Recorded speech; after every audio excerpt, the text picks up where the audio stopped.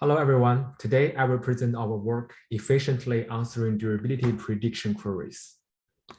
What are durability prediction queries? They are queries that predict how likely that a condition will remain over a given duration into the future. To be more concrete, let's see a few examples. We know Google is currently the top 3 most valuable tech companies. And what is the probability that Google will remain in its position in the next decade? When testing self-driving cars, engineers would ask, what is the probability that a Tesla in full autopilot mode has no misjudgment within 500 miles during rainy days?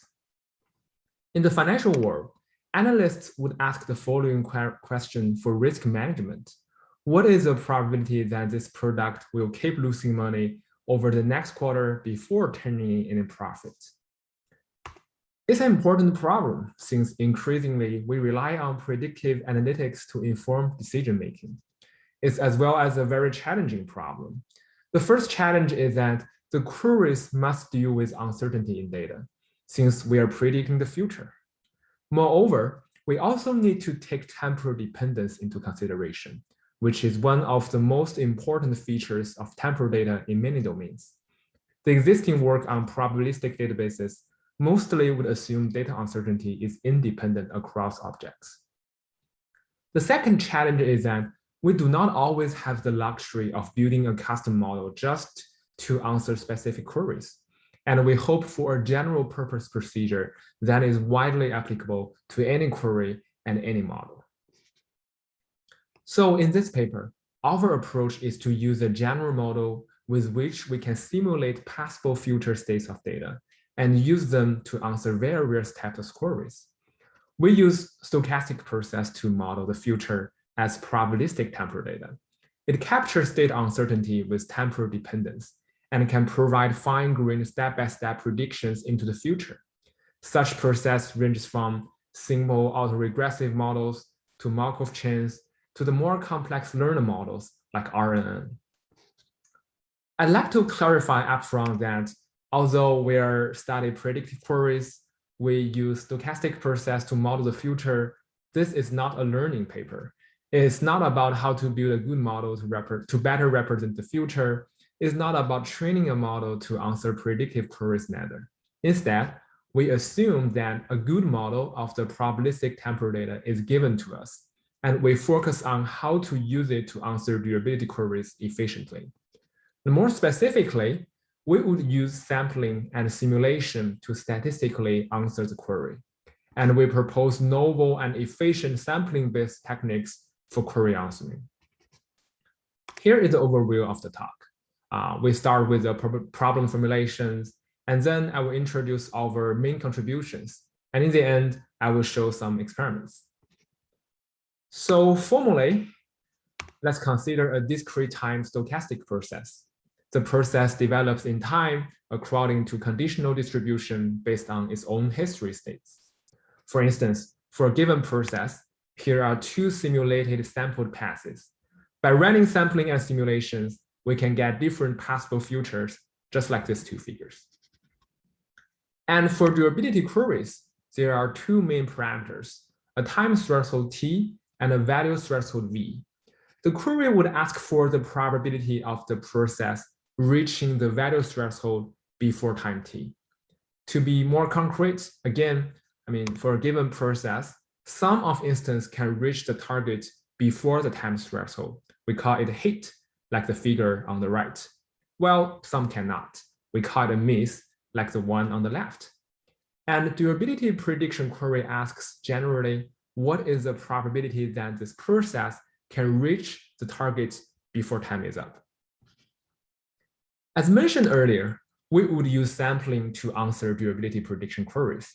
So our answer to the query would be a point estimate to the ground truth probability, along with a quality measurement, like confidence interval or relative error. Typically, the user specifies a target level of quality guarantee, like 5% confidence interval with 95% confidence or 10% relative error. Then we will run simulations and sampling as a query answering procedure, and we continuously monitor results until the guarantee is met. Using sampling to statistically answer probability-related questions is not new. We have standard Monte Carlo or simple random sampling. We just do simulations to get a sufficient large number of sample passes, and we count how many of them hitting the target. That will be an answer. However, the drawback of standard Monte Carlo is also obvious. It's not hard to imagine that if we are estimating a small probability, if we just blindly run simulations, a very large portion of the samples will not reach the target. So in the end, we would just run simulations over and over, only collecting non-hitting passes, which does not contribute too much to make our estimation more accurate. It's a huge waste. We actually should focus more on those hitting passes. So naturally, we further have importance sampling. Since we want more hitting paths, so instead of random sampling, we intentionally change the sampling distribution to make that happen. However, importance sampling requires explicit changes to the underlying distribution and is very sensitive to the choice of sampling distribution, which make it hard to apply in practice because you have to have some white box knowledge of the simulation model. The shortcomings of standard Monte Carlo and importance sampling motivates the idea of multi-level splitting sampling. The main idea is very intuitive. If we know that directly aiming at the final target is hard, we instead set a series of intermediate goals, which are more feasible to achieve. The intuition is that if a path can reach a milestone, then we know that it's more likely to eventually reach the final target compared to other sample passes that don't. So, and then we further encourage sample passes and reach these milestones by allocating more simulation resources. We give them more chances to involve, and we encourage them to keep up the good work. And more specifically, let's see example. Let's assume that we start a simulation of one sample pass. Then the first time a sample pass reaches a milestone, we split the path into several copies.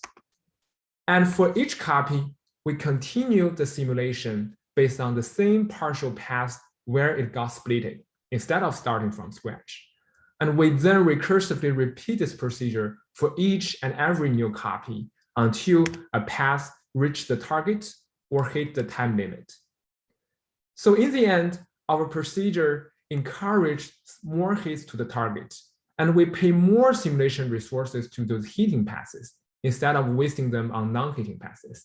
Since if a pass is promising enough to hit the target, it will automatically earn more copies and more simulation efforts by reaching the preset levels.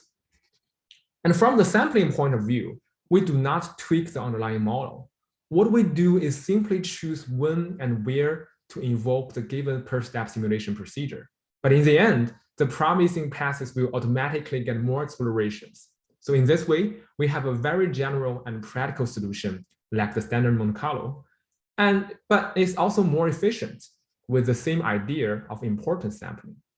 It's worth mentioning that the idea of multi-level splitting sampling was first proposed in statistics community back in 1950s.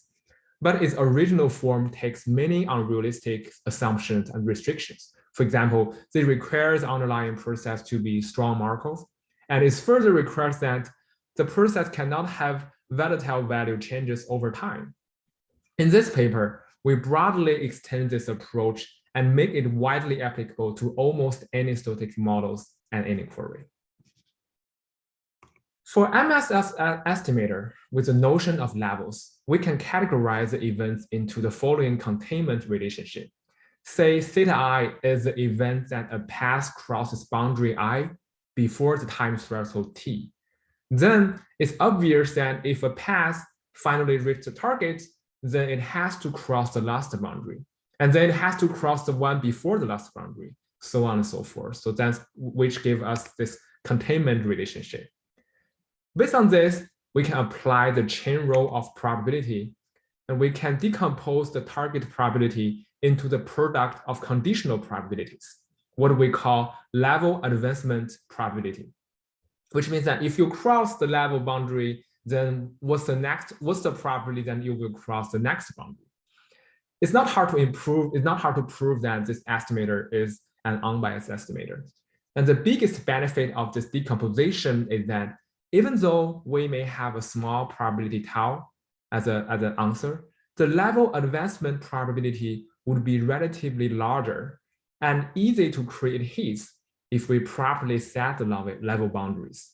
I will soon talk about how we optimize the level arrangement for the best sampling performance. Next part is about variance. Variance is the most crucial part of query efficiency. A smaller variance means that our estimation could more quickly converge to the desired level of quality guarantee.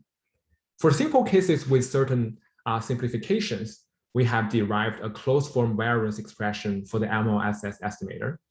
But in general, when the underlying model takes in general form, we have to resort to bootstrap sampling to obtain a practical estimate of the variance.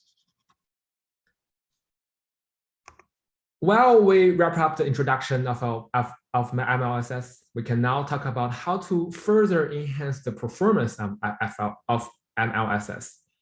The efficiency of MLSS is highly dependent on the choice of levels, since it decides when and where we should do the split, and also determines potentially how many splitting passes we need to simulate in the end. These two factors all directly control the overall efficiency of MLSS. So the most important questions for MLSS optimization are the following. One, how many levels do we need? And two, how to choose level boundaries given the number of levels. Fortunately, based on theoretical studies from the statistics community, we have some guidelines for tuning. The first observation is that there is a trade-off between the number of levels and the variance. Theory shows that more levels lead to overall smaller variance, but practically it's obvious that more levels potentially lead to more splitting passes, since the number of passes we need to simulate in the end grows exponentially to the number of levels. The second guideline is that a balanced growth of splitting paths will lead to smaller variance.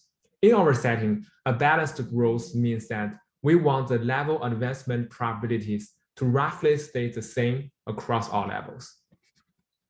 And based on the above, we propose an adaptive greedy partition strategy to automatically do the tuning and optimization. Generally speaking, it's a trial and evaluate framework. So we start with the base level from the initial state to the target value, and then we would just start with some random partition boundaries. And we run a few simulations based on each candidate. And from their sampling results, we pick the one with the best evaluation in unit time. Due to the time limit, I won't go into details about the evaluation function. In essence, it's related to the variance. In our paper, we have the 4 derivations about the evaluation function. And next, we make our selection. And it will partition the base level into 2 levels. Now, we recursively pick the levels with the smallest level advancement probability and repeat the same procedure. The intuition of this greedy choice is that you can imagine that a level with the smallest level advancement probability is like an obstacle blocking the process from reaching the target. So we partition this level to make it more feasible. From another point of view, by continuously picking and partitioning levels with smaller level advancement probability, we also potentially make each level advancement probability more similar to each other, which would align with the theoretical best scenario that like a balanced growth. So we repeat this adaptive procedure, we adding levels one by one until we find that if adding a new level actually makes the overall evaluation worse, then we know it's time to stop. Since adding more levels would only end up with more copies to simulate in the end, thus the simulation would become more expensive. It's worth mentioning that MLSS unbiased estimation does not depend on the partition plan. No matter how we place the levels, it always returns unbiased estimation. So all our trail runs are not wasted. A very nice property of this trail and evaluate framework is that in the process of picking the optimal parameters, we are also building up towards a reliable estimation for the query. And now let's check out the experimental results. In order to demonstrate the generality of our solution, we choose different types of stochastic models to represent the future. We showcase two here, and we have more in our paper. We first use a compound Poisson process, which is already now a standard process to model risk in the financial world. Using this model, we are asking queries like, what is the probability that the profit of this product will reach X before Y?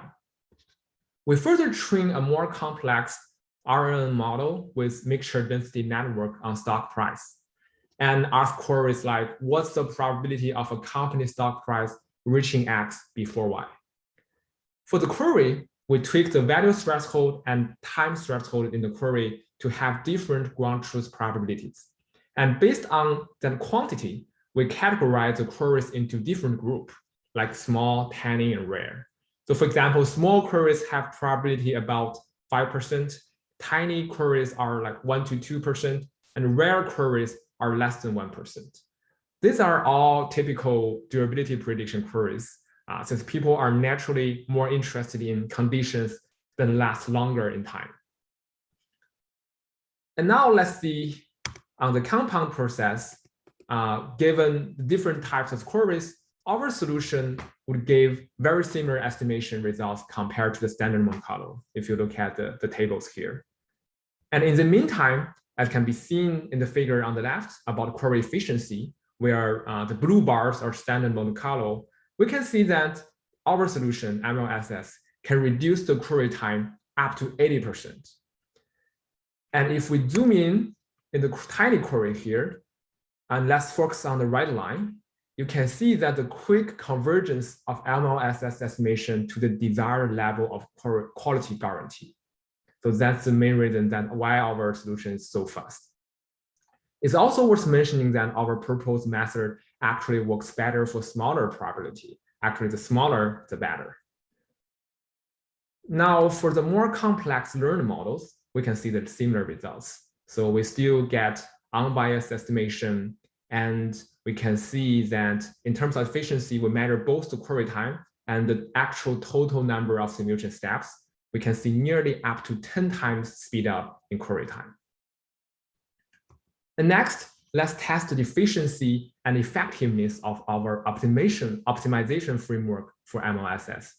So in this figure, again, the blue bars are standard Monte Carlo. Red bars are the practical optimal setting that we obtain through the manual fine-tuning process. And the yellow plus brown bars are the query runtime of MLSS with our automatic tuning process. And more specifically, the brown bars shows the cost of our adaptive greedy strategy with all these trail runs and evaluations, kind of like the search overhead for this process. But overall, we can see that our optimization framework is capable of finding a good partition plan for MLSS, and which is not far from the optimal performance from manual tuning. Moreover, it also can be seen that the search overhead of our tuning strategy is relatively low. Our proposed optimization strategy is especially helpful in practice if users do not have related knowledge of the model or the query. It can free users from the tedious manual tuning process and gives near optimal query performance. Now, in the end, a quick summary. So in this paper, we applied the idea of multi-level splitting sampling to answer durability prediction queries. And we made it general enough to work with almost any stochastic model and any query. We further optimized the sampling design by proposing an adaptive greedy strategy for efficient and automatic performance fine-tuning. With the above 2 points combined, we are able to boost the efficiency up to 10 times faster compared to standard Monte Carlo methods without sacrificing the solution's generality or answer quality. Thank you. That's the end of my talk, and I'm happy to take questions now.